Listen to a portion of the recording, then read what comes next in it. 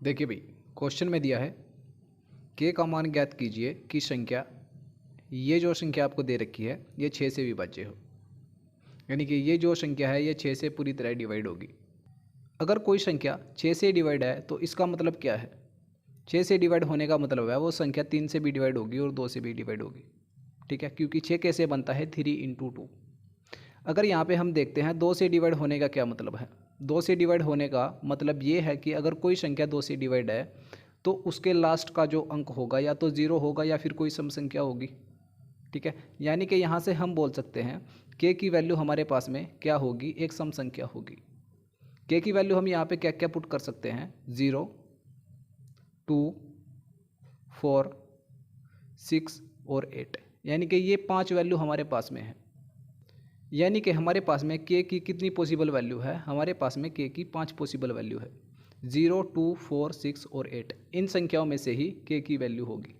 ठीक है, 3 से डिवाइड होने का क्या मतलब है? संख्या के अंकों का योग 3 से डिवाइड होना चाहिए, या फिर संख्या के अंकों का योग या तो 3 होना चाहिए या फिर 3 का मल्टीपल होना चाहिए। तो वो पूरी की पूरी संख्या किससे डिवाइड होगी? 3 से डिवाइड होगी। ठीक है, हमारे पास में संख्या क्या दी है? 7, 2, के, 4, 6, 0 और के। यानी अगर इसके अंकों का योग, इसके अंक हमारे पास में दे रखे हैं 7, 2, के, 4, 6, 0 के, अगर इनका योग 3 या 3 का मल्टीपल आ जाए तो ये संख्या पूरी 3 से डिवाइड हो जाएगी। ठीक है, तो इसके अंकों का योग हम देखते हैं कितना है। 7 और 2 9, 9 को तो हम अंकों के योग में हटा ही देते हैं। यहाँ पे ऐड करते हैं इनको, के और के, 2 के तो ये हो गए 6, 4, 10, 10 के अंकों का योग कितना है? 1। तो इस संख्या के अंकों का योग हमारे पास में कितना आ गया? ये आ गया 2k + 1। ठीक है, हम यहाँ पर k की ऐसी वैल्यू पुट करेंगे जिससे इसका योग 3 या 3 का मल्टीपल आ जाए। ठीक है, तो यहाँ पर पुट करके देखते हैं कौन सी वैल्यू इसको सेटिस्फाई कर रही है, यानी कि 3 या 3 का मल्टीपल आ रहा है। ठीक है, सबसे पहले हम 0 पुट करेंगे। 0 पुट करने से k की वैल्यू, क्या ये 3 या 3 का मल्टीपल आ रहा है? क्या नहीं आ रहा ना।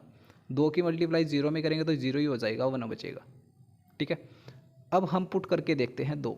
यहाँ पे 2 पुट करेंगे, 2 दूनी 4 और 1 5, ये कितना हो जाएगा? 5।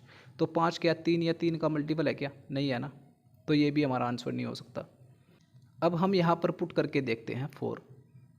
ठीक है, 4 दूनी 8 और 1 9, ये 3 का मल्टीपल है, यानी कि हमारा आंसर क्या होगा? 4। 4 पर ये सेटिस्फाई कर जाता है। आगे की वैल्यू भी आप यहाँ पर पुट कर देख सकते हो। 6 अगर यहाँ पर रखते हैं के स्थान पर, 6 दूनी 12 और 1 13, ये 3 का मल्टीपल नहीं है, ये भी हमारा आंसर नहीं होगा। 8 पुट करते हैं तो 8 दूनी 16 और 1 17, ये भी 3 का मल्टीपल नहीं है।